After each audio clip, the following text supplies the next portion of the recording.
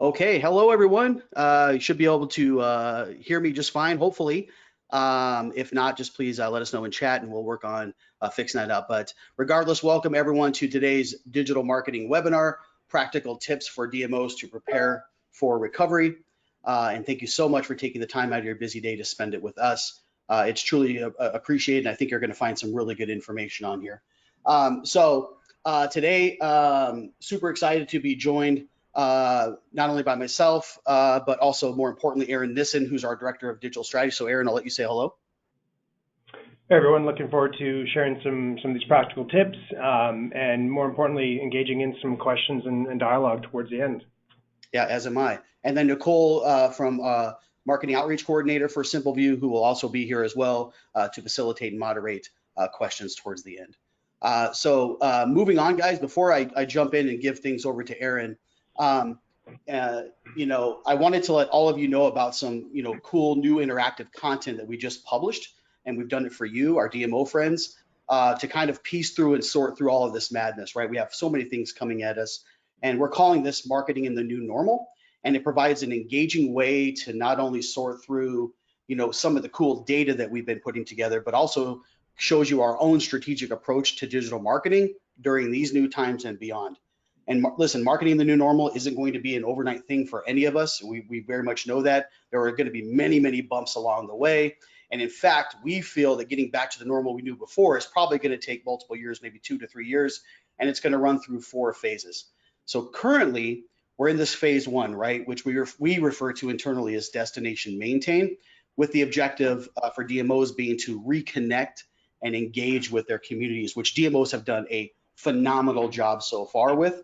But we're starting to now move into what we're calling phase 2 of this recovery, which we feel like is going to play out over the next 2 to 12 months.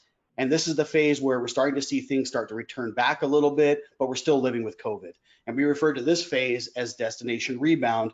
And that's some of the things that we're going to be talking about today. So again, as states are starting to reopen, relaxing of some shelter in place restrictions are starting to happen, positive changes in sentiment and boost in organic traffic are really starting to show some signs of this recovery phase, which we're going to share with you.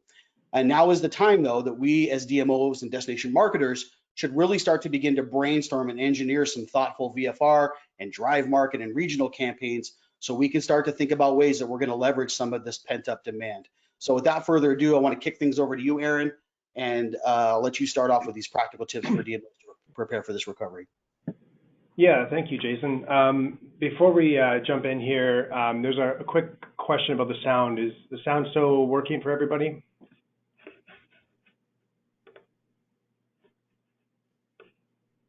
Okay, looks like we got sound, so we're good. Perfect. All right. All right. So, as Jason mentioned, coronavirus has been an unprecedented situation that the travel industry has faced. It's thrown a wrench into everything. It's caused some strife amongst, consumers losing jobs, but also, in the tourism industry here, there's layoffs, furloughs, and so a lot of it has heavily impacted our industry and many of you DMOs. So it's a very complex situation. And in preparing for this, one of the things that we wanted to be mindful of is, avoiding speculation and overgeneralization at this time. This situation, and particularly with recovery, is happening in multiple waves across different regions, all with different state and local guidelines, all causing unique situations in terms of openings. So, one of our big recommendations is make sure you're following your state and nearby local guidelines to be very aware of other states and cities and some of the limitations that they may have. And then fundamentally, there's no magic solution for all DMOs. This kind of fragmentation of some states opening up earlier than others is really causing unique situations for everybody. So I highly urge you to customize every scenario and situation specifically for your destination. So with that, I'm going to kind of go over some of our thinking and some practical tips to advise you on your recovery process, things to consider, and some very practical tips to execute. So the agenda today will be looking at travel sentiment. What's the state of the tourism ecosystem, from consumers to residents, even businesses? Then we'll share some consumer behavior and trends and data that we're following closely, because we feel that that data there is a good indicator of recovery, and then how can you capitalize off it and leverage that data. And then lastly, we'll wrap up with some marketing tips across content, website, email, and your paid media. And then we'll open up to questions at the end. So please, if you have any questions, use the question box within GoToWebinar, and we'll answer those as we go, or we'll save some towards the end. So to kick things off, we wanted to do our first poll and just get a sense of where your organization is at in the recovery process. So we'll take a moment here just to let that poll go out. But we just want to get a sense of where everybody is. Are you early in the planning phases? Have you developed your plan? Are you executing your plan? Are you a little bit behind and haven't even started your plan? Just please let us know where you're at. Give that a moment.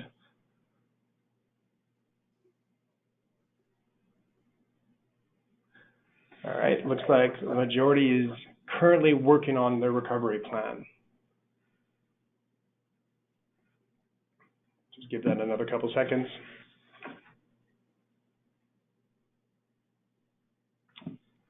All right, so it looks like, yeah, about 75% of you are working on your recovery plan, as is, 8% have the plan and built and already executing. So thank you, that gives us just a good sense of where everybody's at.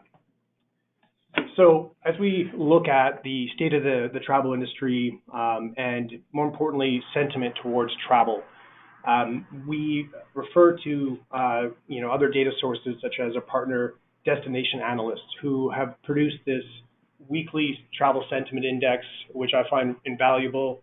Unfortunately, I'm using findings from last week. I know they just did a webinar this week, and so I haven't updated that.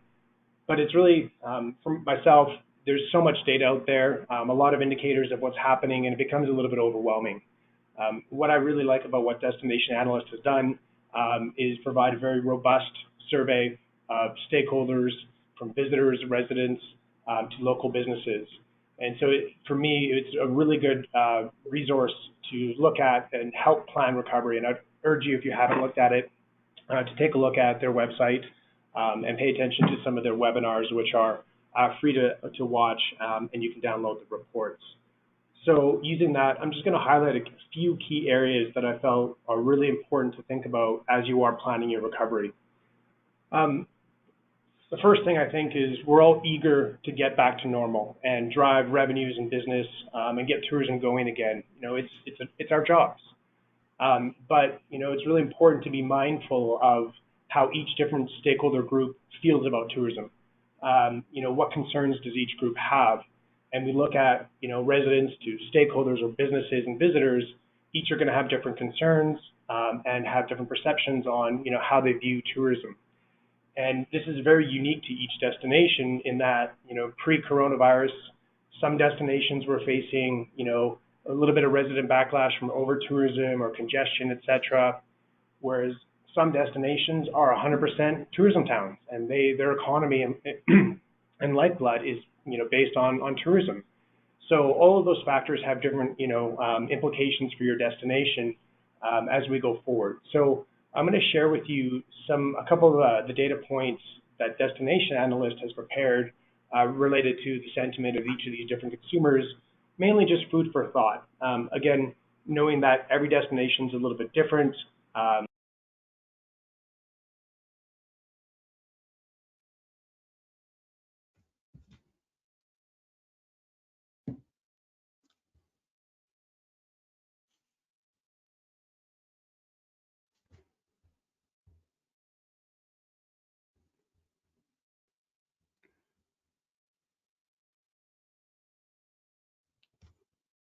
Aaron, I think we might have lost your audio.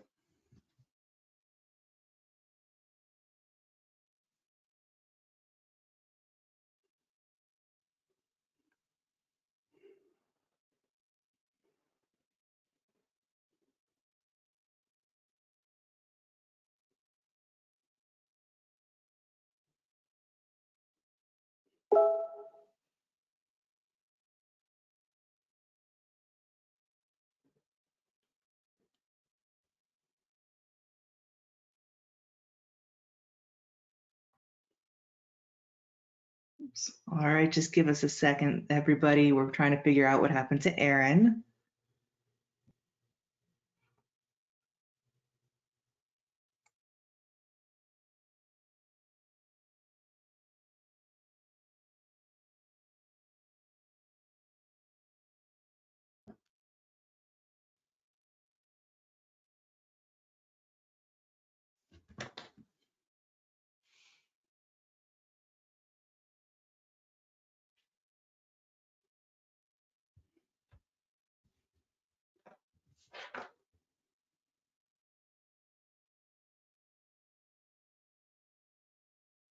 Hello. There you Can go, you hear Aaron. me? Yes. All right. That was just a random disconnect. My apologies. Okay, let's pick that up. So coming back towards resident sentiment is it's really important to understand that some community members and residents may not look fondly upon visitors coming into their town just due to safety concerns and whatnot. And I think this is just something to be mindful of as you're preparing campaigns for recovery. So you might want to be a little tread lightly on putting up a billboard or something of that nature that's very visible in front of your community, as well as this will also shape the types of experiences that you want to promote. We may not want to be promoting very congested attractions or experiences to help just mitigate any perceptions from residents. And this also has more weighting depending on how you're funded. If you are a city or tax-based entity and residents complain to the city council or mayor, it could cause problems. So just something to be mindful of. It doesn't mean we can't go ahead, but we just need to be aware of some residents not looking positively at visitation to their community at this time. Then as we kind of switch gears and look towards how consumers are views of travel, there's still a lot of Americans that are really focusing on those staycations. And I don't think this is anything new to many, but it's that drive market. And one thing to note here is, this is constantly changing, from a week to week perspective. As different states open up, consumer perception of things are changing quite constantly. So it's important to really keep a pulse of consumer trends. We are seeing a slightly shift towards more consumers comfortable with traveling, but hopefully that trend continues. But at a certain point it'll hit a plateau where there's still consumers who aren't ready to travel. So really important to just pay attention to consumer perceptions of travel and their intentions. One of the big things that we're going to be seeing out of this is the changes to consumer needs. And this was a great poll that Destination Analyst produced, looking at how safe would you feel doing these travel activities. And so when we look at from cruise lines, but going down the list, sporting events is one of the big things that we're seeing in the media. But even just things like attending a performance, a show, a theater, a conference, these are all things that are going to have a huge impact on consumers' willingness to travel and really shape the types of experience that they gravitate to. Going to a public museum that's quite crowded is probably not going to be an ideal trip for anybody. So, these are all little things that are going to dramatically influence your destination and the types of experiences that consumers are looking for to do while they're in your destination. And then still playing with consumer sentiment and perception, we look at how that overlaps with your stakeholders. Looking at this poll from Destination Analyst, when they asked consumers when staying in a hotel, what are the operational practices that they think are going to be important? And you can see here there's quite a few people who are looking at hand sanitizer, face mask, just the fundamental kind of quarantine coronavirus safety nets. And so I think consumers are going to be looking for those types of amenities, and so it's really important to be working with your stakeholders to ensure that they're ask them if they're abiding by some of these things or if they're implementing some of these practices, because those are things that are important to consumers. So really, consumer perception kind of becomes our reality for many of our hotels and tourism-related attractions. And then looking more at hotels and even airlines to a lesser extent, or sorry, to a more severe extent. But the concept of these high-tech cleaning protocols. Consumers are looking to know that hotels are utilizing these new cleaning techniques to mitigate the spread of coronavirus, and those are things that really give peace of mind to travelers. And so I can easily envision the mother and her family planning a little trip just to get away. These types of things are going to be really important to them. So looking at these types of amenities, are they available on your site and your listings? This is just the new norm that consumers are going to be looking for as they plan out those trips. So something to really take into consideration and start to opening up that dialogue with your industry and stakeholders. So that kind of brings me to the first area of tips and advice. When we look at your industry stakeholders, there's some really good content out there around helping support your hospitality industry return. This is a guide produced by U.S. Travel based on the CDC guidelines for opening up America. This has, I think it's 6 core kind of recommendations. And I think it's something that if you haven't seen it, I strongly urge you to download it and look at sharing this with your partners and stakeholders to really help them prepare for opening up and understanding what changes do they need to make from social distancing policies within their attraction or hotel or whatever it may be. Those things are really important for consumers, and so having this guide will help your industry and stakeholders better prepare for that. And the other thing here to consider is that, as many DMOs are probably in a rush to open up and get that tourism engine going for our local economies, the reality is many of our businesses may not be returning really quickly, due to staff layoffs. They might not, be able to bring back our trained staff in a timely fashion. So, we just need to be very mindful that our stakeholders just might not be prepared to return to business at this time.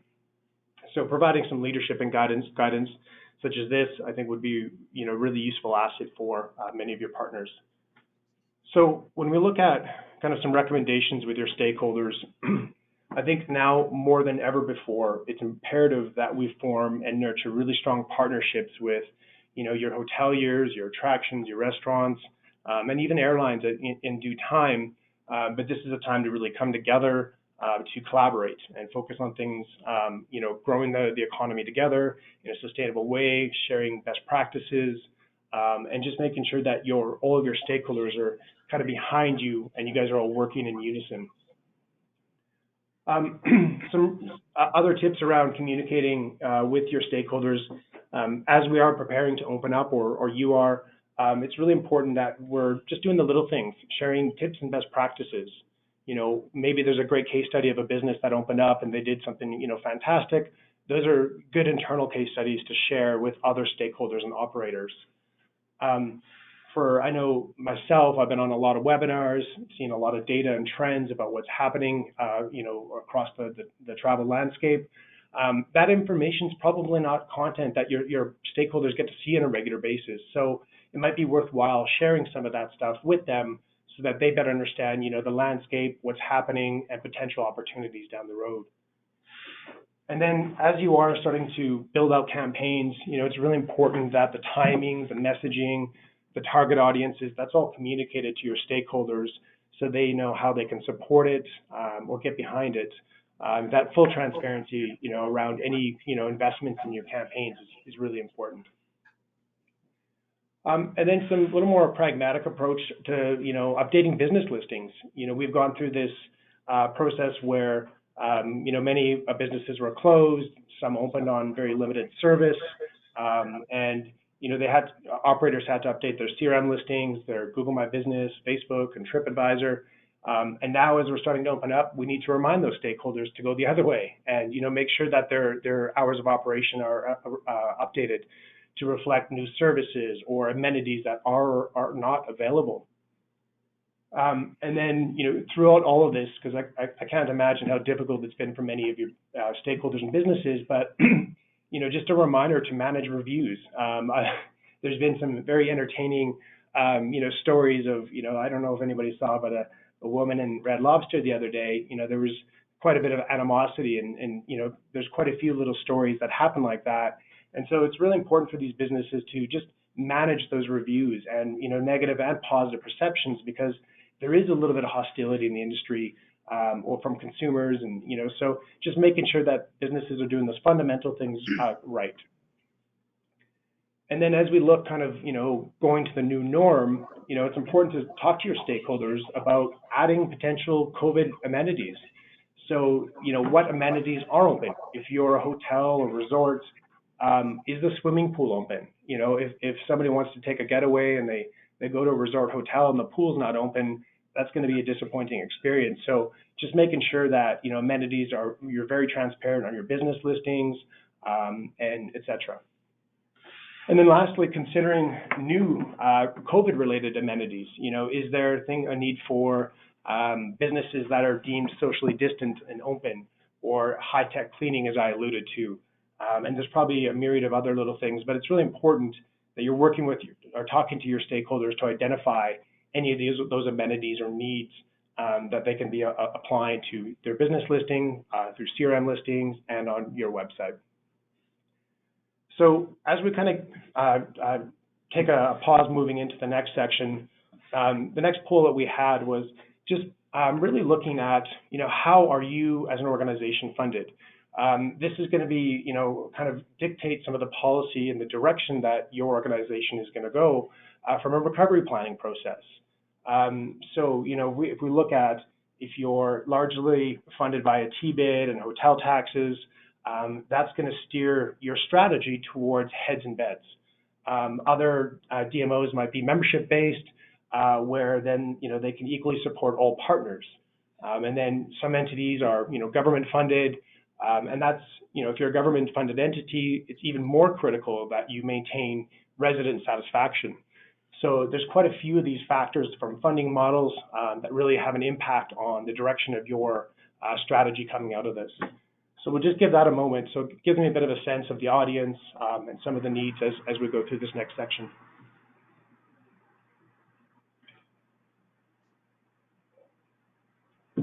Okay, so it looks like the majority are funded by hotel tax or the business improvement district, and then about a quarter have a membership fees, and just shy of a quarter are government. So quite a bit of a mishmash, but the primary seems to be the hotel tax and TBID.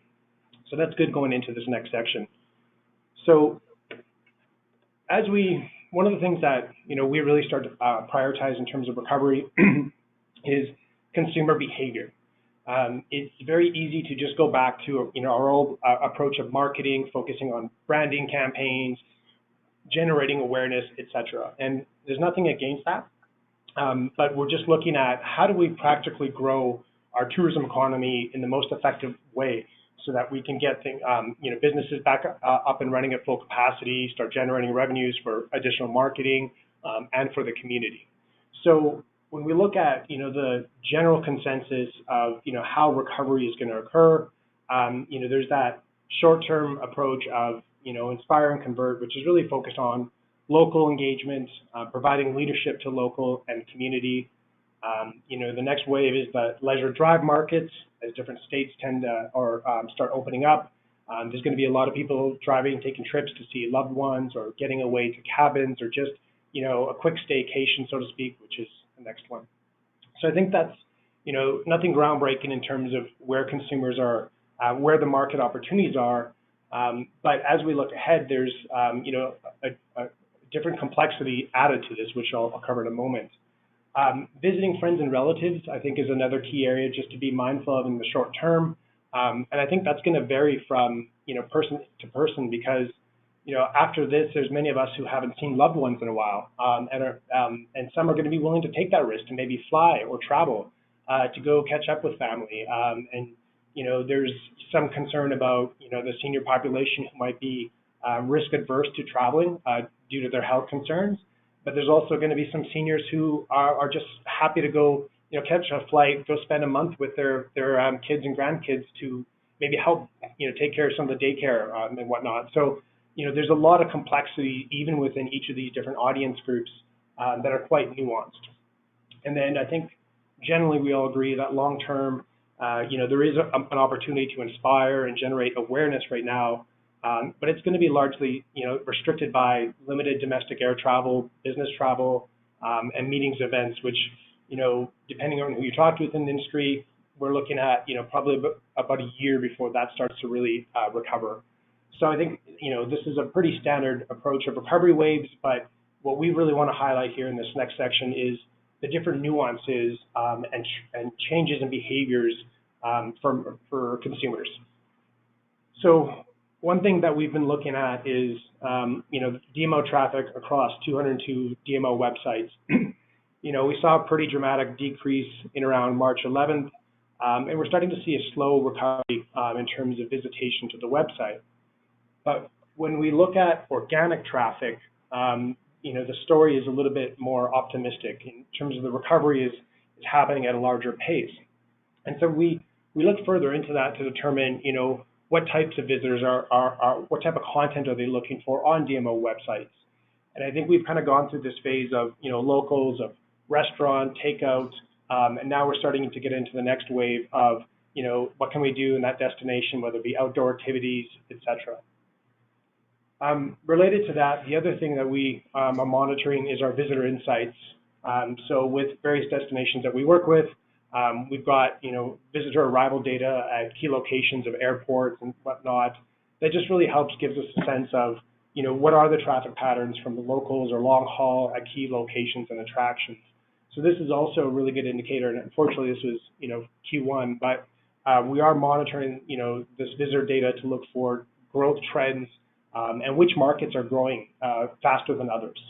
So if you have location data, I think that's, really important to be looking at that because it'll start to give you those early indicators of, recovery, and more importantly, who and where they're coming from.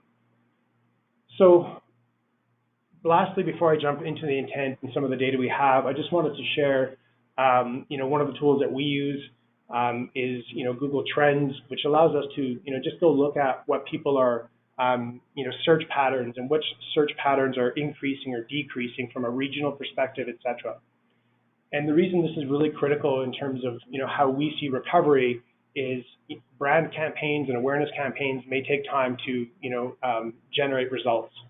But as we look at consumer behavior and consumer demand, it gives us immediate opportunities to capitalize off. And so when we looked at data that's provided through our partnership with Google, this is a sample of travel searches by region.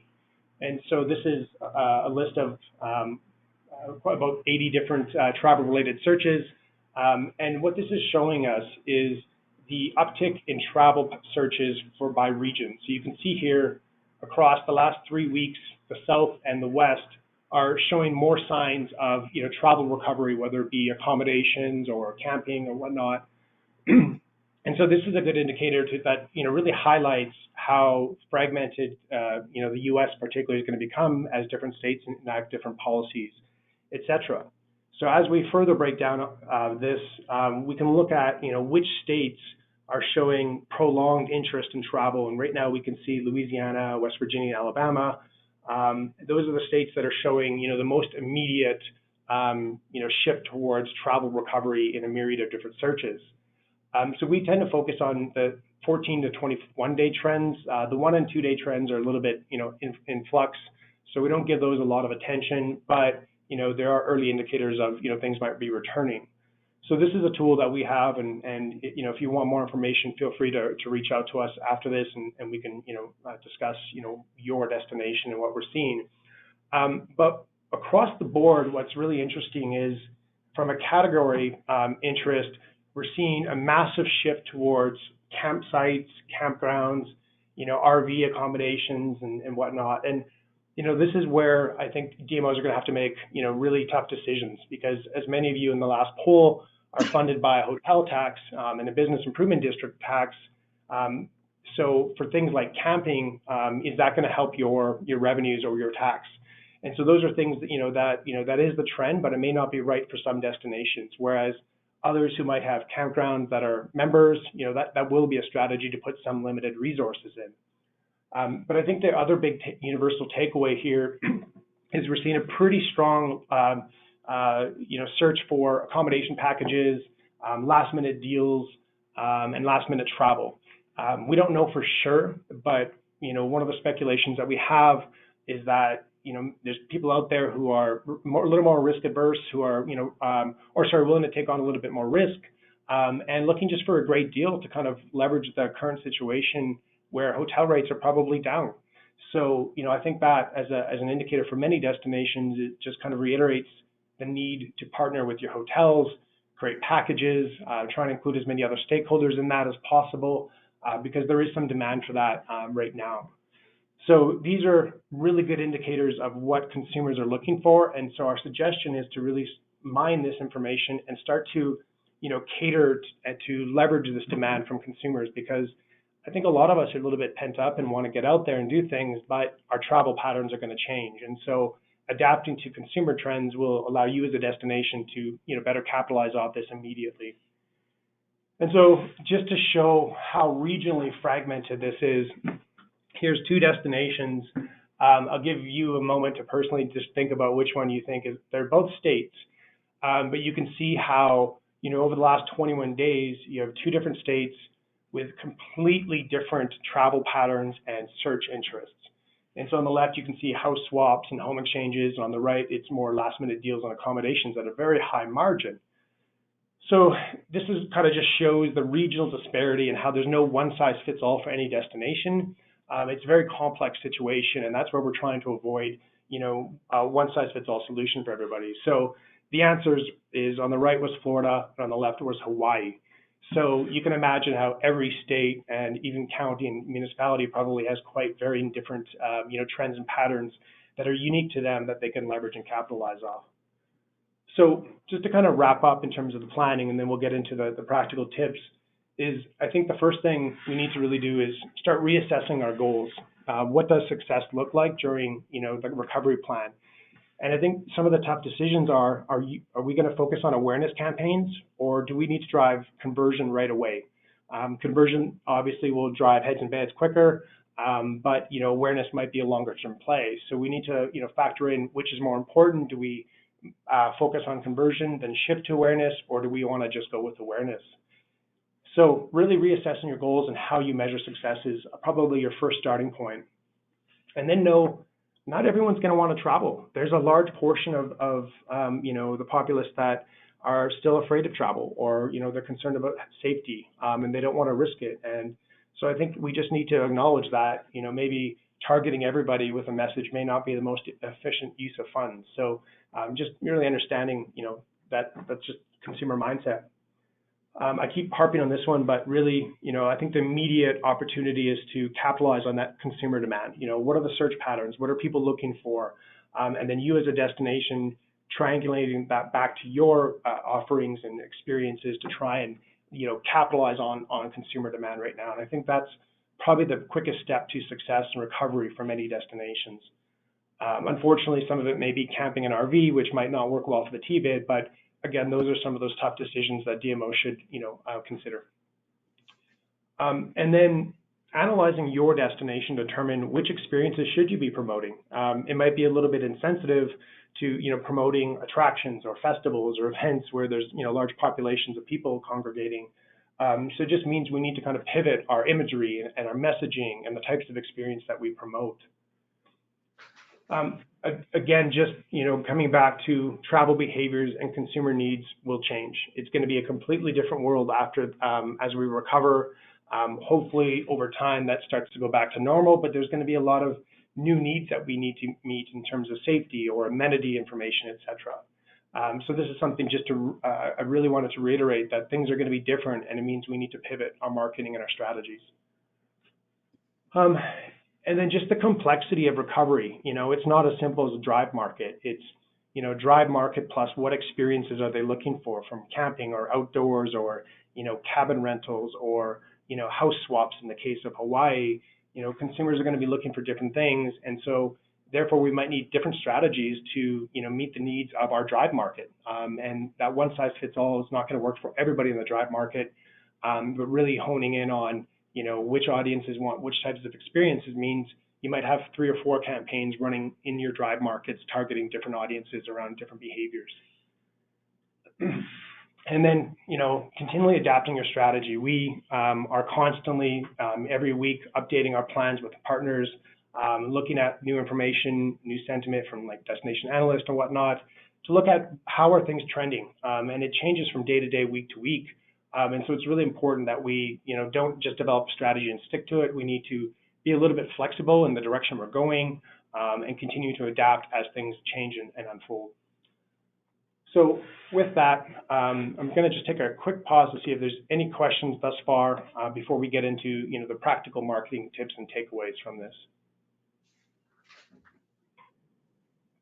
Looking good so far. Could you go back one slide real quick? Sure.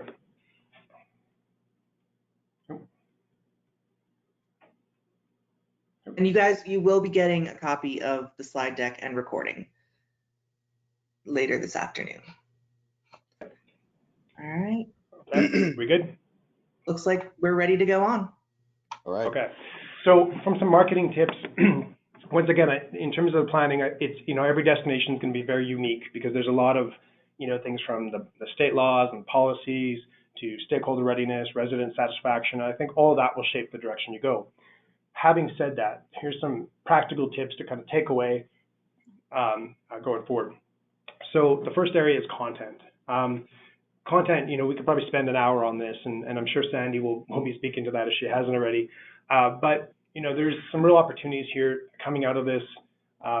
Things like PR, highlight local stories of success. I'm seeing a lot of communities with some really, heartwarming stories of how local businesses or the tourism sector has done something amazing.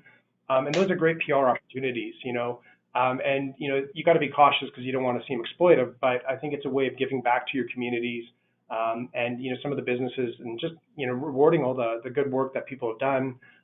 And so that's just one consideration just immediately is I'm sure every community has some really, really powerful stories to share. But I think one of the big things that DMOs need to be doing is reviewing and adjusting your messaging across everything. This means doing a content audit on your website, social media, email, ad copies, just really thinking about the message that you're producing, and what you've conveyed online before. We need to shift away from this sense of urgency, from, buy now, visit now, because a lot of consumers that's going to fall on deaf ears. We also need to be sensitive of things like, shop till you drop, so just little things like that, or, we need to be sensitive, make sure we kind of change that tone, and just, be mindful of what we're putting out there, because there are going to be people who are, see tourism as a bad thing, whether it be residents, other consumers are just not ready to be, traveling. So we just need to be very careful about what you're communicating, and starting with, just content audit of your website and your major channels. One of the major tone things that, is we're encouraging is to be, a little bit less promotional, more empathetic, helpful, and supportive, because again, there's been a few case studies and examples of organizations who are in there too quickly with marketing, and it's perceived as a little bit insensitive due to what's happening. So those are all sensitivities that we need to be aware of. As one of the things that we mentioned is residents. You don't want to be really aggressive with, ads or information towards residents when maybe they're not quite ready for tourism. So, there's a lot of little factors there, but just be empathetic to your different audiences and scenarios that you're going to be promoting to. And then, as I kind of alluded to earlier, we need to really start creating new content that meets the needs of your consumers. So what are consumers looking for right now? What are the trends that they want to in terms of travel? And so there's some basic things that we're seeing, and I shared with you earlier, is, packages, vacation packages, deals, maybe itineraries. There's a lot of opportunity for last minute deals and whatnot like that. It's a great opportunity to partner with, hotels and other attractions to build those packages. But also, from an inspirational perspective, some of the long haul markets might still need some of that inspiration, or even locally, how do we inspire people to, get out and go for hikes or whatever it may be. So I think there's just, a complete shift in terms of, how we've been promoting and generating content to now really honing in on what the consumer needs are. COVID safety. I think many travelers are going to want to know, how is the safety? What do I need to be prepared when I travel? And then from a visual perspective, some very pragmatic tips, but avoid big crowds in your photos. Try not to highlight congested urban areas. Shaking hands and hugging. Those are things that are probably not quite appropriate at this time. So just be mindful of your imagery. And then lastly, just collaborating. Local businesses, influencers. There's a lot of content stories that are ready to be told. And so work with your local businesses. Find those local influencers, because they've got great stories to share, and so through a partnership, I think you can generate strong content. So as we look towards the website, this is one of my probably big pet peeves, but creating unique landing pages. We see this time and time again with especially big ad investments, but they send it to a home page, and the ad copy or the ad campaign doesn't match the website, and so your bounce rate goes up, and consumers don't dig deep into your website, and you're probably not optimizing that investment. So if you are going to be starting to ramp up your ads, I urge building landing pages that match that content, and then optimize those pages for your goals. Is it partner conversions? Is it awareness? Time on site? Really think through what you want to achieve. For those of you who have content, our CMS or content personalization module, if you haven't done it, it's a great time to be adding, different content for locals, drive market, long haul, international. That way you can get the right message to the right audience, and really be sensitive to, different needs during the recovery phase. Again, SEO. If we're creating content to meet what consumers are looking for. So, if camping is something that is within your jurisdiction as a DMO, then we should be creating content around camping. So really just creating that content, thinking about search first, because that is one of the most effective ways to drive traffic to your site and your goals. Other things, just mitigating and informing about concerns about travel, COVID, et cetera. I've kind of covered that. Other things too, again, as I alluded to earlier, but updating your listings search on your website to allow for amenities, whether it be Corona-safe hotels or attractions or, social distance, as I mentioned. Those are amenities that are important to consumers. So how can you remove those barriers and help consumers, give them what they want to help them make decisions to come to your destination? Then as we look to email, one of the first things that, if you haven't already done this, segment and clean your email list. We've seen some partners of ours who had email lists segmented by interest and not by geographic location. And so now it's kind of an interesting phase as, the recovery process will be kind of geographically driven as people, locals in the drive market are going to be our first priorities. So if you don't have that segmentation, I strongly urge, taking the time to do that now, just so that you're not sending one message to everybody on that list, because, half of that list, it may just, fall on deaf ears or be tone deaf. Related to that is, getting the right content to the right audience. What does each audience or each scenario need to hear? Is it, road trips, or is it, outlooks on, when air travel is going to recover? What is the message that you need to get to these different audiences from geographic, locations, as well as, interest and demographics. Being very mindful of quarantine laws. I've covered this in the beginning, but, every state's going to be different. Every city's going to be different. So just, when you're sending this out, just have a look at who that list is, who you're sending it to make sure that you're not, contacting, certain states that, this is just not travel's not a reality for them at this point. And then this unfortunately does mean sending more emails, creating more content based on the different segments. You don't have to email everybody. I would be starting with, your local and your drive markets, because that's where the recovery is. And maybe, long haul markets, you might have a slower awareness build where it's maybe once every 2 months or so. And then as things, start to change, we can ramp that up.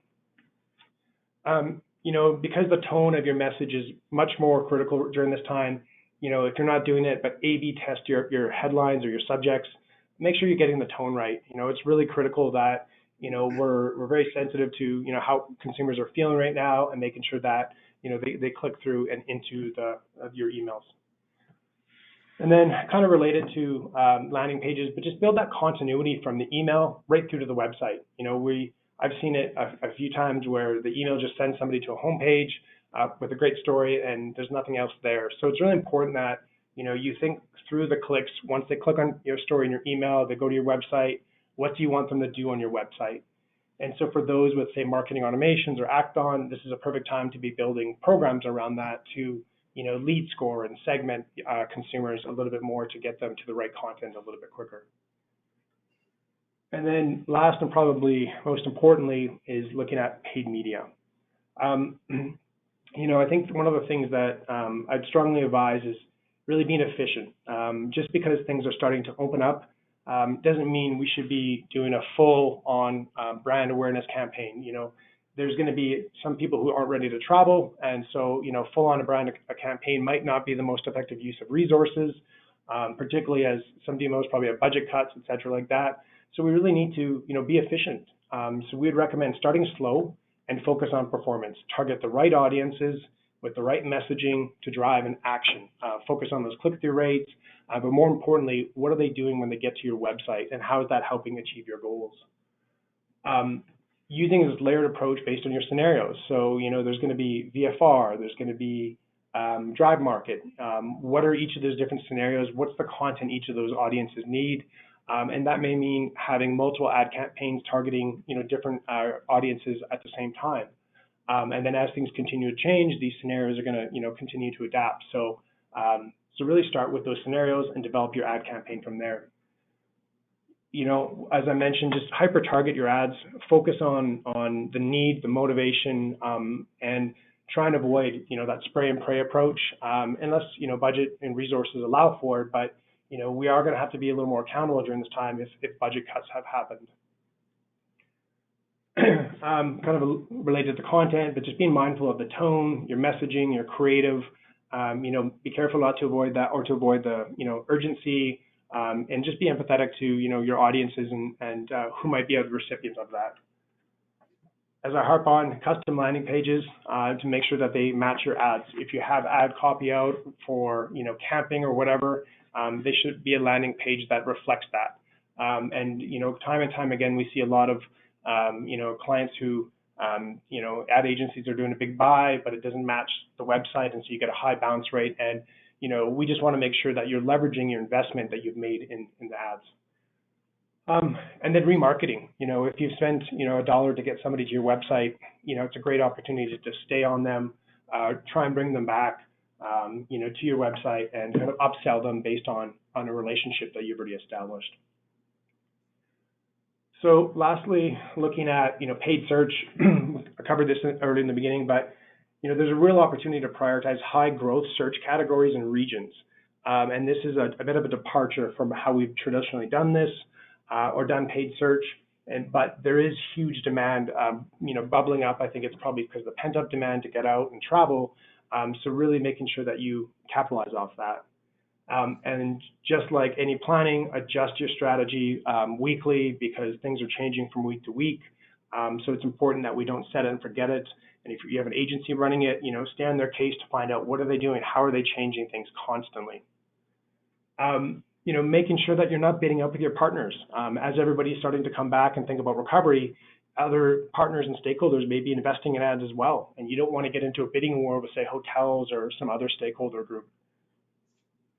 Custom landing pages, again, you can see I'm really big on that because if you're spending the money on the ads, you want to make sure that you're double dipping and getting some traction within your website and whatnot. And then just to kind of throw this out there, it's not a promise, but Google has came out and said that there will be a bit of a credit coming back for some people who've been investing in ads over the last year. The criteria is a little bit vague, but it's something that, as we hear more information, we'll be posting that and sharing that on the site that Jason alluded to earlier. So just as a heads up, probably in the next month or so, we'll start to get a better sense of what that credit does look like. So just to wrap up here, because I know we're a little bit tight on time, the key takeaways that I would provide to you is, stay current on state and local policies. Things are changing, very rapidly from state to state. So really pay attention to your nearby states and what's happening there, and then applying that to your marketing and whatnot. Really be mindful of the needs of stakeholder groups, right? Just because there's signs of coming back to travel doesn't mean businesses are ready to open. They might not have the staff, or they'll have to rehire or train. And then also residents, be very mindful of residents depending on your destination and some of the previous history. We don't want to alienate them or have them concerned about visitors to our region. This is a great opportunity to really strengthen those relationships with stakeholders, and not just your members, looking at tour operators potentially, because, some of them are going to be coming back depending on your type of destination, but, looking at your greater travel trade of, starting to, build those relationships for when things start to recover, you've got some good inbound partners you can work with. And then just being patient. Travel recovery is going to unfold in waves. I think there's a lot of concerns from unique individuals from region to region, and it's not going to be an immediate overnight success. I wish it was, but I think the reality is it's going to be a very nuanced approach to recovery that happens in waves with different regions, slowly. I think the big takeaway here would be also to really focus on consumer demand and behaviors, as opposed to pushing a brand message or slogan. There's nothing wrong with that, I think, in due time as we start to recover a bit more, but at this time, there's very distinct behaviors that you can capitalize off. And so I really urge on that, because that gives us traction, it gets the tourism economy rolling, and then it's a good time to shift into more of a brand awareness. So again, those are things to consider as you develop your recovery strategy. And I really suggest focusing on multiple scenarios and multiple strategies. One size does not fit all. There's going to be different needs, from family travel to young millennials who just want a bit of nightlife or something. There's going to be completely disparate groups in how they travel, and so really defining different scenarios and strategies for each of them, I think, will be much more successful than a one-size-fits-all approach. And again, start small, ramp up. We need to be efficient with our resources. So that means, start small, get some success, get some wins, monitor the data, and then continue to ramp up. So with that, I'd like to kind of wrap it up and open up to any questions that we may have through the group. So it looks like we have one, and you kind of have touched on it throughout, but what is the role of the DMO in the city health campaigns and giving consumers confidence and peace of mind that restaurants, attractions, etc., are safe to visit? Yeah, that's that's a good question. I think it's really important that we are, first of all, in tune with consumer concerns, and do our best to be transparent about which businesses are compliant with social distance policies and whatnot like that, so there's that level of transparency. And then I think from a index and searchability, we want to make sure that business listings have those amenities, so consumers can make informed decisions themselves that meet their safety needs. Because if people don't feel safe, they're not going to be willing to travel. So we play a huge role in that, and I think a large part of it actually stems from your businesses themselves. Do they have the tools, and are they equipped to recover our open business in a way that's safe to for the tourism sector and socially distant, compliant, etc. So I think we absolutely have a big role to play in leadership, as well as being transparent. So hopefully that covered that question. Okay, and I think this one might be for Jason. Okay. It might be going over, so in the recovery plan with simple views models, there were 4 of the phases, and it looks like number 1 is destination maintenance, destination rebound is 2, and then what are 3 and 4? Okay, yeah, good question. So first off, you can hear me okay, correct? Yes. Okay, great. Yeah, so as part of that, the best way to do is go to simpleviewinc.com/destination-recovery, and we'll provide the link to that page as well inside of the deck when we send it out. But for part 3, as we're moving out of recovery, right, which we talked about today, and Aaron did a great job with that, and getting our feet under us for the next 2 to 12 months. Phase 3 of this, we feel like is destination growth, where DMOs are now reestablishing their brand authority, right? This is where air demand starts to return. things of that nature, where we can really start to leverage some of the learnings during this recovery phase to really be much more effective in certain channels, building A/B testing roadmaps, marketing automation funnels. So phase 3, we're calling destination growth. And that's probably, several months from now, depending on the DMO and a million other factors. Following that is the last phase, is where, okay, now we've gotten our legs under us, air travel demands returned. Things are looking, although it'll never be the same, things are looking closer to how they looked at the beginning of this year. And that's destination thrive. And that's where we feel like DMOs then are creating synergy across all of their channels, right? So they are scaling their paid media and social efforts at that time. They're fully harvesting the demand they're creating at the top of the funnel, taking some of these new audiences and emails that they've collected over time and behaviors, and getting those into Facebook and Google, and really creating those lookalike audiences to get that incremental growth, but really making sure that messaging is synergized across all of your channels from online to offline. So phase 3 is destination growth. Phase 4 is destination thrive. That's how we feel it is. Okay, good question. All right, we have one more. It looks like they saw on TripAdvisor related 200 new amenities in response to COVID-19. Wondering if SimpleView has any specific recommendations on amenity updates moving into recovery, to make sure that they're using kind of the best ones. Yeah, great question. Unfortunately, I don't have the direct answer on that. In talking to Shannon Fleming from our CRM team, it is something that they've seen quite a regional disparity between different destinations. But that's something that we'll definitely touch base with the team, because I think certainly we're going to start to see some standardization of these amenities. Right. And I think that's really good information that we can share out as we get clear answers on that. So great question. Unfortunately, I don't have the direct answer for that one. Okay. Well, it looks like we're also coming up on time and the questions have quieted down. Like we said, the deck and the video will be available to you later today. Aaron's got his email address up here. You can also reach out to anybody on your SimpleView team. If you just don't know who to reach out to, there's always marketing@simpleviewinc.com. That comes to me and I can get you to pretty much anyone in the company. With that said, Aaron and Jason, if you want to tie it up, otherwise we're set. Yeah. Yeah. I'll just tie things up, Aaron. I'll turn it over to you just really quick. Listen, we're here to help in any way we can, right? So if you need help putting together your strategy or a full plan, or you just want to know, hey, listen, what channel should I even be turning on right now or considering turning on? We're here to help in any way possible, guys. So please, again, reach out to your camp managers or us directly. We're more than happy to help you in any way we can. And Aaron, over to you.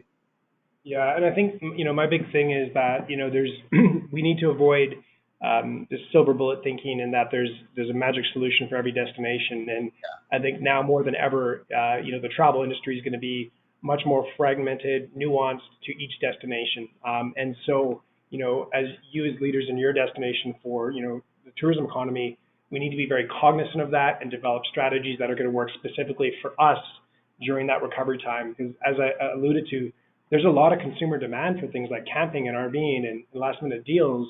And so as destinations, is that something you want to capitalize off immediately? Or if camping and RVs aren't, doesn't contribute to your members or anything, then maybe you might want to be planning an awareness campaign and thinking about those markets. So there's just a lot of complexities, and I really urge you to, customize whatever, data to your destination, develop something unique to you, because there is no simple answer and straightforward, clear solution, unfortunately. Okay. With that, thank you guys very much, and we'll make sure we share the presentation. Thanks, everyone.